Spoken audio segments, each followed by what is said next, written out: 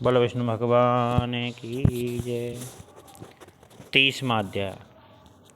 पृथु बोले कि भगवान विष्णु को संतुष्ट करने वाला भीष्म पंचक नामक व्रत संसार में प्रसिद्ध है, उसके विषय में बताइए। तो नारद जी बोले, हे राजन, यह व्रत परंपरा से चला आ रहा था, परंतु बीच में लुप्त हो गया था। द्वापर युग में श्री कृष्ण ने इन्हें पुनः प्रकाशित किया। उन्होंने भीष्म पितामह से कहा था, तो उन्होंने इसे इस प्रकार भी इसे किया था, तभी से यह भीष्म पंचक नाम से संसार में प्रसिद्ध है।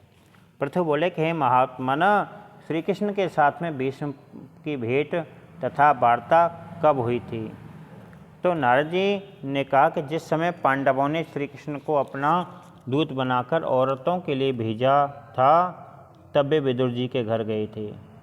विदुर ने प्रश्न होकर उनका अतिथि सत्कार किया।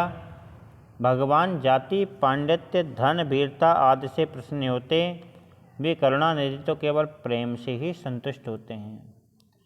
कृष्ण के आगमन का समाचार पाकर महात्मा भीष्म उनके दर्शन के लिए विदुर के घर पहुँचे।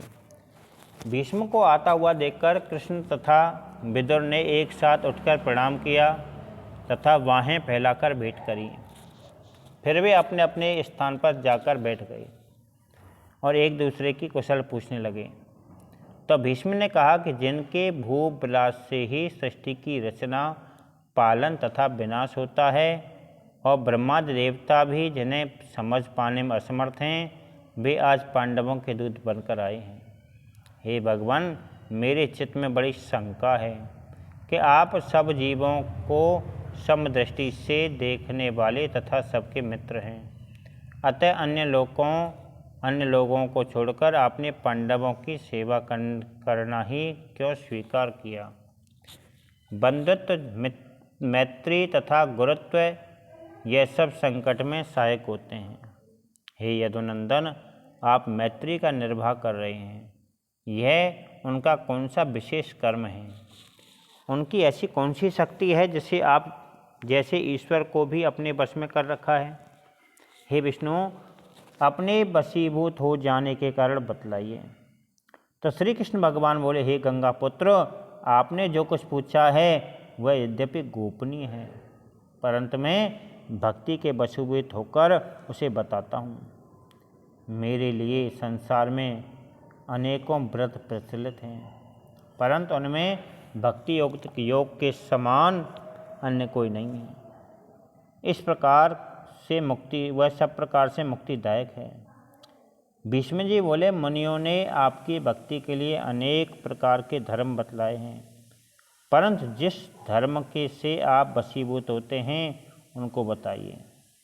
तो नारद जी बोले कि भीष्म द्वारा लोक हितकारक प्रश्न किए जाने पर जन्म मृत्यु आदि के दुखों को दूर करने वाले दया सिंधु भगवान ने भीष्म से इस प्रकार कहा।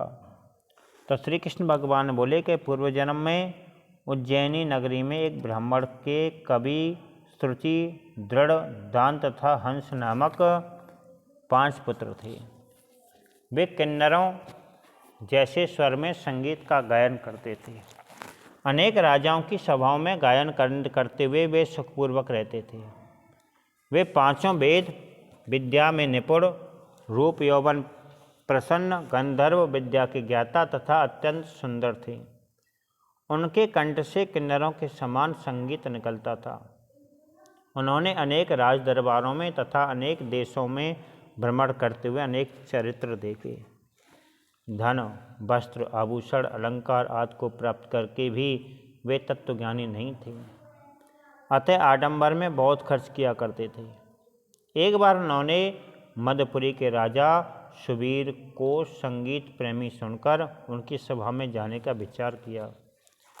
लोगों का अभाव ही है कि जिस जगह कंस विनाशक श्री कृष्ण ने गोपियों के साथ में क्रीड़ा करी थी, वहाँ के यमुना जल को नहीं पीते। जिस प्रकार पारसमणि का स्पर्श पाकर लोहा सोना बन जाता है, उसी प्रकार यमुना जल के स्पर्श से पाप भी पुण्य के रूप में बदल जाते हैं। वे 5 ब्राह्मण 4 दिनों तक यमुना जल में स्नान करते हुए वहीं पर बने रहे। फिर उन्होंने एक आदमी से वहाँ के राजा के संबंध में पूछताछ करी। तब उनसे एक आश्चर्यजनक बात यह बताई कि राजा की कादम्बिनी नामक एक श्रेष्ठ पत्नी है। वह संगीत विद्या में निपुण तथा किन्नरों के समान कंठ वाली है। वह राजा के समक्ष नृत्य किया करती है। उनका स्थान एक अन्य व्यक्ति नहीं पा सकता। यह सुनकर उन्होंने राजा के समीप पहुँचने का विचार किया। वे वहाँ भी वाद्य, नृत्य तथा ताल आदि की ध्वनि सुनते और वही राजा के दर्शनों की आकांक्षा से सब जा खड़े होते। उन ध्वनियों को सुनकर वे निकटवर्ती लोगों से इस प्रकार कहा करते थे। ब्राह्मण बोले कि बड़े दुख की बात है कि राजा के पास ऐसा कोई विद्वान नहीं है जो वाद्य और नृत्य की शुद्धता के विषय में जानता हो। बीड़ा के तार ढीले हैं और हाथ भी ताल पर ठीक से नहीं गिर रहे हैं। यह सुनकर वह राजपुत्र ने राजा के पास जाकर यह सब बात कही। तब राजा ने उन्हें ले आने का आदेश दिया। उसे उन गुण दोषों को जानकर ब्राह्मण को यहाँ ले आओ। राजा की आज्ञा पाकर वे व्यक्ति उसे राजा के समीप में ले आए। वहाँ जाकर वे रानी कादम्बिनी तथा राजा को आशीर्वाद देने के बाद में अपने आसन पर जा बैठे। और ब्राह्मणों को संगीत का विशेष ज्ञान जानकर रानी ने एक उत्तम प्रकार का नृत्य किया। उसके गीत और आलाप को सुनकर सुंदर मानकर संपूर्ण सभा एकाग्रचित हो गई। जब रानी ने चक्र के साथ ताल दिया तो ब्राह्मण ने उनसे रोक दिया। तदुपरांत जब उसने चक्र को छोड़कर पुनः ताल दिया तो वह खंडित नहीं हुआ। रानी के अद्भुत रूप और गुणों पर भी गुणीजन भी मोहित हो गए तथा रानी भी उन गुणवानों को रूप को देखकर भी मोहित हो गई। राजा के आसन से उठ जाने पर वे ब्राह्मण अनिच्छापूर्वक सभा में चले आए और रानी भी उनके चले जाने पर विरह वेदना से व्याकुल हो गई। राजा के वेश के कारण रानी बेचैन होकर अपने अंतःपुर में चली गई। उसने अपनी एक सखी को गुप्त रूप से यह संदेश देकर उनके उन प्रियजनों के पास में भेजा कि आप लोग एक एक करके किसी शून्य स्थान पर अपनी विद्या मुझे दिखाएं। नगर के उत्तरी कोण में यमुना के तट पर अनंत तीर्थ नामक एक विख्यात देवालय है। उस नगर से दूर रमणीय, निर्जन तथा वन से घिरा हुआ है। वहाँ मैं छद्म वेश धारण करके आऊँगी तथा बीड़ा वादन के साथ में नृत्य का प्रदर्शन भी करूँगी। आप लोग भी एक एक करके वहाँ पहुँचें तथा अपने गुणों का प्रदर्शन करें। रानी वहाँ अकेली ही आएगी, अतः आप भी एक एक करके वहाँ क्रमशः पहुँचें। यह कहकर दूती चली गई। तो श्री भगवान बोले कि मथुरा के समीपवर्ती जंगल में एक नैष्ठिक ब्रह्मचारी रात दिन एक ही स्थान पर बैठा हुआ मेरी आराधना किया करता था। दुष्टों की संगति से बचने के हेतु भिक्षा मांगने के लिए भी नगर में नहीं जाता था। उस भीष्म पंचक वाले दिन वह ब्राह्मण उस देवालय में स्थित होकर मेरी पूजा तथा व्रत कर रहा था। तभी उन 5 ब्राह्मणों में से कवि नामक ब्राह्मण उस स्थान पर जा पहुंचा। एकादशी तिथि को रानी कादम्बरी का रूप देखने से पूर्व ही वह ब्राह्मण उस नैष्ठिक ब्रह्मचारी के पास में जा पहुंचा। वह उसने ब्रह्मचारी को पूजा करते हुए देखा और स्वयं भी उन्हीं की बगल में बैठकर पूजा करने लगा। उसी क्षण रानी कादम्बनी भी वहाँ जा पहुँची। मुनि को नमस्कार करने तथा पूजादि कृत्य देखने के बाद में वह बीड़ा लेकर वहाँ बैठ गई और प्रेम पूर्वक गाने लगी। परंतु उस मधुर स्वर को सुनकर भी कृतधान नामक उस ब्रह्मचारी के हृदय में कोई खेद नहीं हुआ, क्योंकि वे जितेंद्रिय थे। उस मुनि की संगति से रानी तथा कवि नामक ब्राह्मण का चित्त भी शुद्ध हो गया। मेरी भक्ति के कारण उन्हें काम ने नहीं सताया। कादम्बरी और कवि रात्रि भर जागरण और नित्य तथा बीड़ा पर गायन करते हुए प्रसन्न हुए। तदुपरांत मुनि को गोमय का आचमन करते हुए देखकर कवि ने वैसा ही आचमन किया। प्रातःकाल होते ही रानी भी राजभवन में चली गई और द्वादशी तिथि को कवि ने नगर में आकर अपने धन और आभूषण आदि सब दान कर दिए और स्वयं विरक्त होकर भगवत भक्ति करने को चला गया।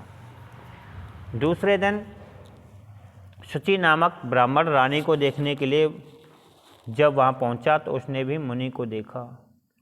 मुनि की संगति के प्रभाव से उसने भी मेरी पूजा करी। फिर उसने कादम्बिनी को भी आता हुआ देखा। रानी ने अपने नृत्य गीत तथा सौंदर्य का प्रदर्शन किया। शुचि ने भी गीत और नृत्य का प्रदर्शन किया, जिसके कारण उसके हृदय में भक्ति उत्पन्न हो गई। उसने मुनि के साथ ही गौमूत्र का सेवन किया। तो मुनि की पवित्र संगति में रहकर पूजा एवं व्रत करते हुए उन्हें भी इंद्रियों पर विजय पाई तथा अपना सब कुछ दान कर दिया। उस जितेंद्रिय ने मेरी भक्ति में परस्पर यह कहा कि अरे यह मोह की महिमा तो देखो। लोग विषयों में आसक्त बने रहते हैं, जिनकी सेवा करने से परम आनंद प्राप्त होता है तथा सांसारिक दुख दूर होते हैं। उन हृदयस्थ हरि को त्याग कर जो लोग मृग तृष्णा जैसे सांसारिक सुखों को पाने के लिए दौड़ते हैं, इससे बड़ा दुख और क्या हो सकता है। उस स्त्री को नाचते गाते एवं देखकर उसके मन में भी मुनि के समान ही कोई क्षोभ नहीं हुआ। फिर सब आसक्तियों को त्याग कर भगवान से प्रेम करना ही सर्वोत्तम भक्ति है। यह कहकर वह बिना किसी और देखे तीर्थ यात्रा को चल दिया। इस प्रकार त्रयोदशी के दिन दृढ़ नामक ब्राह्मण भी कादम्बरी को देखने के लिए वहाँ पहुँचा। मुनि की संगति पाकर उसने भी मेरी पूजा तथा दूध पीकर प्रसन्न हुआ। वह भी कादम्बरी का नृत्य और गीत देखकर सुनकर मोह रहित होकर शुचि की भांति ही वचन कहता हुआ तीर्थ यात्रा पर चला गया। मेरी भक्ति से दृढ़ रहकर वह भी अपना सब कुछ दान कर गया। चतुर्दशी को दांत नामक ब्राह्मण वहाँ पहुँचा और मुनि की संगति में रहा। उसने भी नृत्य गीतोत्सव के बाद में मेरी पूजा की तथा मुनि के साथ में गाय का घी का पान करके शुद्ध तत्व बन गया। वह भी रानी के रूप गुण को देखने के पश्चात में विरक्त होकर वैसी ही बातें करता हुआ अपना सब कुछ दान करके भक्त बनकर तीर्थ यात्रा को चला गया। पूर्णमासी के दिन हंस नामक ब्राह्मण ने वहाँ पहुंचकर मुनि को देखा। उसने मुनि को प्रणाम किया, फिर नदी में स्नान करके तटवर्ती आंवले के वृक्ष की छाया में बैठकर उस पूर्णिमा तिथि को पितरों का श्राद्ध किया। आंवले के वृक्ष की छाया के नीचे कार्तिक मास में स्नान, दान, मेरा पूजन तथा भोजन करने से करोड़ों यज्ञों का फल मिलता है। कार्तिक मास में स्पर्श तथा भक्षण करने से आंवला शरीर को पवित्र कर देता है। तदुपरांत वह ब्राह्मण मुनि के पास गया और मुनि के साथ ही उसने मेरी पूजा करी तथा नित्य गायन भी किया। रानी के नित्य गायन को देखकर वह भी मोहित नहीं हुआ और मुनि के साथ गाय का दही खाकर वह भी विरक्त हो गया तथा अपना सर्वस्व दान करके वहाँ से तीर्थ यात्रा को चला गया। रानी ने जब यह सुना कि कादम्बरी विष्णु भगवान के मंदिर में जाती है तो उसने रानी को घर में बंद कर दिया। फलतः वह अबला फिर मंदिर में नहीं जा सकी। हे गंगापुत्र, इस प्रकार उन पांचों ब्राह्मणों ने मथुरापुरी में मुनि के साथ में मेरा व्रत किया। उस व्रत, पूजा, गीत तथा नित्य आदि के प्रभाव से वह गुणवती सुंदरी कादम्बरी भी मुझे प्राप्त हुई और उनसे द्रौपदी के रूप में जन्म लिया। आंवले की छाया में कार्तिक मास में श्राद्ध करने के कारण वे ब्राह्मण भी मुझे परम प्रिय हुए तथा अगले जन्म में वे 5 पांडव बने। हंस नामक ब्राह्मण युधिष्ठिर बना। एकादशी तिथि को रात्रि जागरण करने के कारण कवि नामक ब्राह्मण मेरा प्रिय मित्र अर्जुन बना। शुचि नामक ब्राह्मण सहदेव तथा दांत नामक ब्राह्मण नकुल बना। दृढ़ नामक ब्राह्मण महाबली भीमसेन बना। इस प्रकार ये पांडव प्राचीन काल में ही पवित्र व्रत कर चुके थे। इसी कारण मैं इनके वश में हूँ। मैं इन्हें अवश्य पद प्रदान करूँगा। इसके बाद में आपने भी इस व्रत को किया है, अतः यह भीष्म पंचक नाम से प्रसिद्ध होगा। जो लोग इस व्रत को मथुरा नगरी में करेंगे वे भीष्म और उनकी मुक्ति मानो उन्हीं के हाथ में रहेगी। संपूर्ण संसार, स्वर्गलोक, ब्रह्मलोक, सनातन लोक, योग सिद्धि तथा व मुक्ति, ये में से जिसे भी प्राप्त करने की इच्छा हो वह इस दुर्लभ भक्ति योग द्वारा मुझे बस में करके ले सकता है। कार्तिक मास में मथुरा में व्रत करके ये सभी लाभ प्राप्त किए जा सकते हैं। तो नारद जी ने कहा कि इस व्रत के मातम को सुनकर भीष्म अत्यंत चकित हुए। वे अपने नाम से प्रसिद्ध इस व्रत को प्रतिवर्ष करते थे। इसी प्रभाव से जब वे सब सैया पर लेटे हुए थे तो 4 भुजाओं वाले श्री कृष्ण भी उनके सामने खड़े थे। जब तक भीष्म ने प्राण नहीं त्यागे तब तक श्री हरि वहीं खड़े रहे। जो लोग श्री कृष्ण के सायुज्य तथा उनकी भक्ति को चाहते हैं उन्हें कार्तिक मास में पूर्वोक्त विधि से भीष्म पंचक व्रत करना चाहिए। हे राजन, जो व्यक्ति इस व्रत को करने में असमर्थ हैं उन्हें एकादशी तिथि तथा पूर्णमासी के दिन ब्रह्मकोट्स नामक व्रत करना चाहिए। शेष 3 दिन में केवल फलाहार करना चाहिए तथा अखंड दीपक जलाना चाहिए।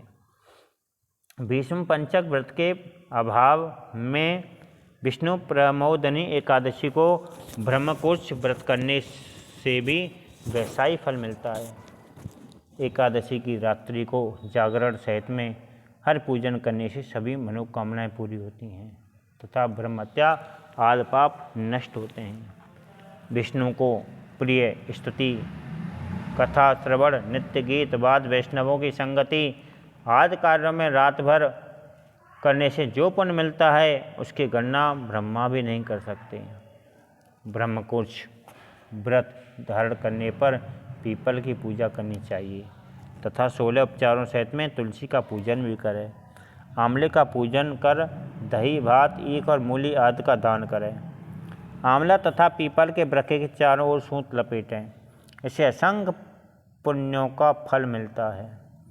पूर्णमासी को श्राद्ध करें तथा सोना, मोती, चांदी, चावल आदि का दान करके दीप दर्शन करें।